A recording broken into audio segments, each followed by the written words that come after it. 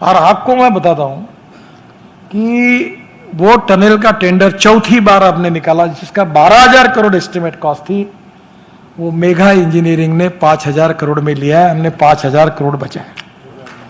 और आज ही नीति आयोग के मीटिंग में लद्दाख लेह के गवर्नर जो थे, उन्होंने बताया प्रधानमंत्री जी को कि इतना फास्ट काम हो रहा है, हम उम्मीदें नहीं कर सकते। अभी मेरा कल्पना है कि वो मनाली से एक टनल बनी, अटल टनल, तो रोहतांग पास पर जाते हैं तो 3.5 घंटे लगे, और वहां से नीचे उतर के मैं टनल से आया तो 9 मिनट में आया। अब रोहतांग पास वो जो टनल है, अटल टनल से मैं 4 टनल बना रहा हूं, और वहां से लद्दाख लेह को पूरे हिमालय में, और फिर जोजिला है, जोजिला से झेड़मोर है, और झेड़मोर से श्रीनगर है। तो ये इतना अच्छा प्रदेश है, और वो टनल में 5,000 करोड़ बच गए। तो आज to save money is to earn money, to cost of construction को कम करना और without compromise with quality of construction.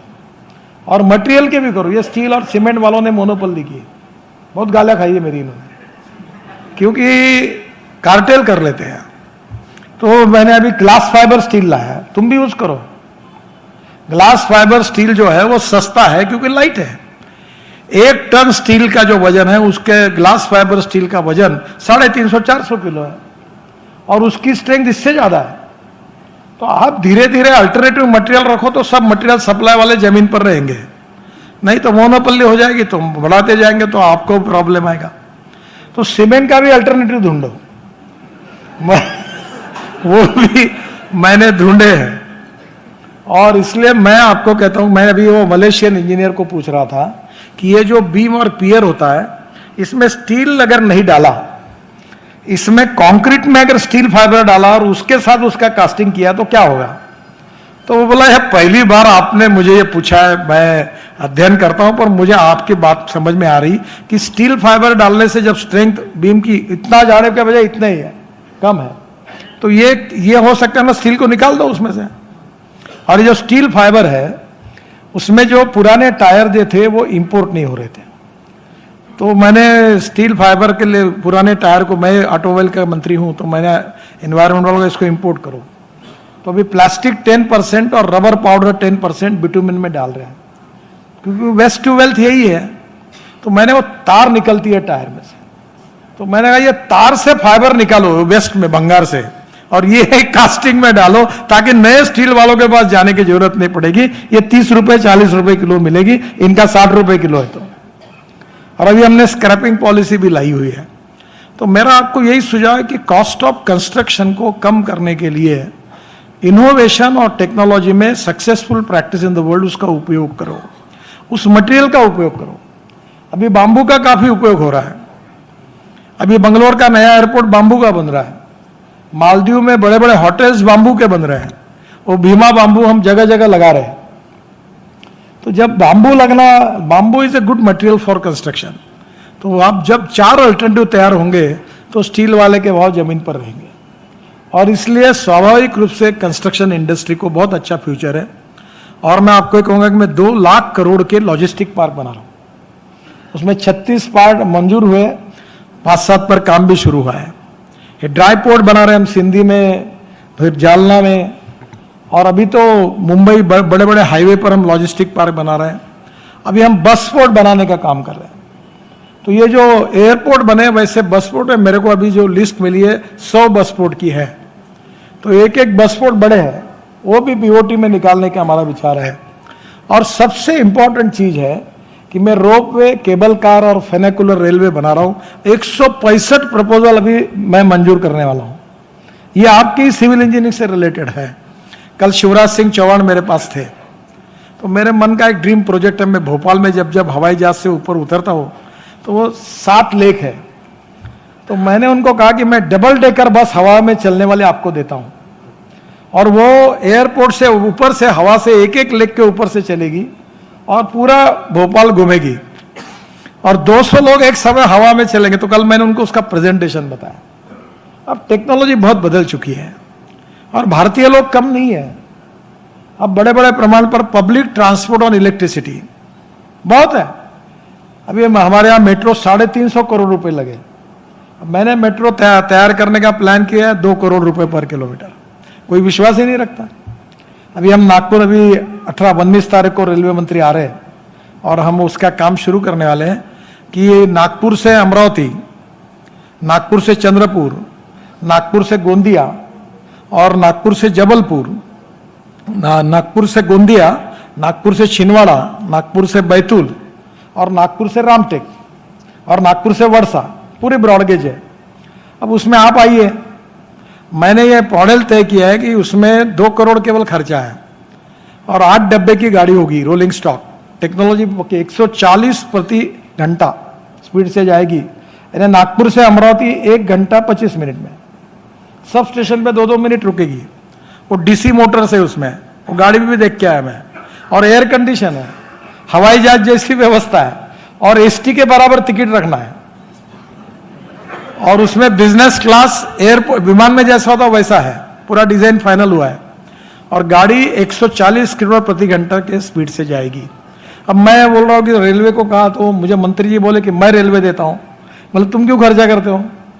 जैसे Prakash travel, Prasanna travel, Ashok travel, तो मैंने सबको का 36 करोड़ 38 करोड़ की निगोशिएट करके 30 करोड़ पर लाई है और 2-3 करोड़ कम करेंगे और वो एक जन एक खड़ी कर लो गाड़ी, उसमें एक डब्बा जो होगा, सब गाड़ी एयर कंडीशन है और उसमें मालगाड़ी का एक डब्बा, 2 सामने माल के लिए, फ्रूट वेजिटेबल और फार्मेसी के लिए, और अभी 100 मेट्रो चाहिए और आपको जो टिकट है वो पूरा ऑटोमेटिक है, कहीं आपको टिकट देने की जरूरत नहीं और जो माल है वो आपको किराया मिलेगा, उसके भी एजेंट होंगे और उसका पर किलोमीटर केवल रेलवे को चार्ज देना है और वो भी बहुत कम किया है। रेलवे मंत्री जी को मैंने रिक्वेस्ट की है, अच्छा आया है, 3 साल में पैसे निकल जाएंगे।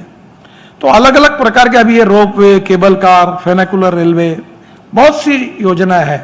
अभी माहौर में हमारे यहाँ मराठे साहब थे, पीडब्ल्यूडी के सेक्रेटरी, बहुत अच्छे अधिकारी है, तो अभी माहौर का मैं भूमि पूजन करने जा रहा हूँ, तो मैं सोच रहा था रोपवे बनाऊंगा, तो उन्होंने मुझे आके कहा कि तो सब रोपवे क्यों सस्ते में बनेगा, मतलब कैसा? तो बोले 10 लोगों की लिफ्ट लगाओ, इस फिर थोड़ा पैदल जाके फिर दूसरी लगाओ तो मंदिर में जाओ, तो लिफ्ट से ही काम होगा, तो रोपवे क्यों करते हो? तो अभी उसका भूमि पूजन करने के लिए मैं जाने वाला हूँ। तो इतनी इनोवेटिव आइडियाज है अभी इंफ्रास्ट्रक्चर में। अभी टूरिज्म मिनिस्ट्री मेरे पास आए थे, मैंने उनको टूरिज्म में पब्लिक प्राइवेट इन्वेस्टमेंट का पॉलिसी बना के दी है और मेरे तो 50,000 करोड़ के कम से कम प्रोजेक्ट निकलेंगे, इतने इकोनॉमिकली वायबल है, इंटरनल रेट ऑफ रिटर्न अच्छा है। तो आने वाले समय में डाइवर्सिफिकेशन इन कंस्ट्रक्शन बहुत जरूरी है। आप अगर एक ही काम अनेक सालों तक करेंगे तो सैचुरेशन आने वाला है। बहुत खुशी है मुझे कि मुरली जी का आपने सत्कार किया, क्योंकि उनकी जनरेशन में उन्होंने बहुत अच्छा काम किया। अठौले जी को भी मैं शुभकामनाएं देता हूं, वो वाइस प्रेसिडेंट बन गए। मेरा सत्कार क्यों किया? क्योंकि मैं सत्कार के कोई कार्यक्रम में जाता नहीं, अगर मुझे यह मालूम होता तो मैं नहीं बोल देता, क्योंकि मैं सत्कार के कार्यक्रम में नहीं जाता, किसी के गले में हार नहीं डालता। अभी तक मेरा बिल नहीं है 100 रुपए का। एक बार अटल बिहारी वाजपेयी और लता मंगेशकर के लिए मैंने हार खरीदी किया था और मैं अपना कटआउट नहीं लगाता, अपने पैसे से नहीं लगाता। मुझे बहुत लोग बोलते मेरा नाम कटआउट में फोटो नहीं है, अरे मतलब तेरा फोटो इसलिए नहीं कि तेरा फोटो लगा के कोई फायदा नहीं हो रहा इसलिए नहीं लगाता। जिस दिन लोगों को लगता है इनका फोटो लगाने से फायदा है तो लगा देते, मतलब आप चिंता क्यों करते? तो मुझे आपने सत्कार किया, मैं नागपुर का ही हूँ और इसलिए आपकी शुभकामनाएं और शुभेच्छाएं हैं। और बल्कि मैं इंजीनियर नहीं होने के बाद भी मुझे काफ़ी काम करने का मौका मिला और अभी भी हर साल 5 लाख करोड़ के काम है। मेरे पास पैसे की कमी नहीं है कोई। आपको मैं बता दूं, आप हमारे यहाँ काम करिए, ये महाराष्ट्र सरकार में बहुत तकलीफ है, हमारे यहाँ नहीं है। हमारे यहाँ दूसरा ठेकेदार को हमारे यहाँ घर आने की जरूरत भी नहीं है। बाकी जगह वो अभी आप बोल रहे थे ना भाषण में, काउंसिल तैयार करो, तो मैंने अजय को और सुनील को कहा और लिफाफा मांगने वाला नया तैयार हो जाएगा। पहले तो तुम त्रस्त हो। अच्छा, तुम्हारे में बोलने की हिम्मत ही नहीं है, क्योंकि बोलोगे तो काम नहीं मिलेगा। चुपचाप सब गांधीवादी हो आप। क्योंकि नोटा दिए बिना काम नहीं होता कोई, तुम्हारी भी आदत बराबर है। तो अभी ज्यादा रिस्ट्रिक्शन वाले एजेंसियां मत बढ़ाओ, उल्टा कम करो। मैंने अभी निर्णय किया कि एक फाइल 16 जगह जा रही थी, तो पीएम ने कहा यह 4 जगह जानी चाहिए। तो एनएचआई चेयरमैन को कहा तुम्हारी कितनी जगह जा रही? 9 जगह जा रही, 12 जगह जा रही। मैंने बोला ये क्यों कर रहे हो आप? बोले सर ये प्रोसीजर है। मतलब प्रोसीजर नहीं है, हर जगह जिसके पास फाइल जाती है वो बोलता माझं काय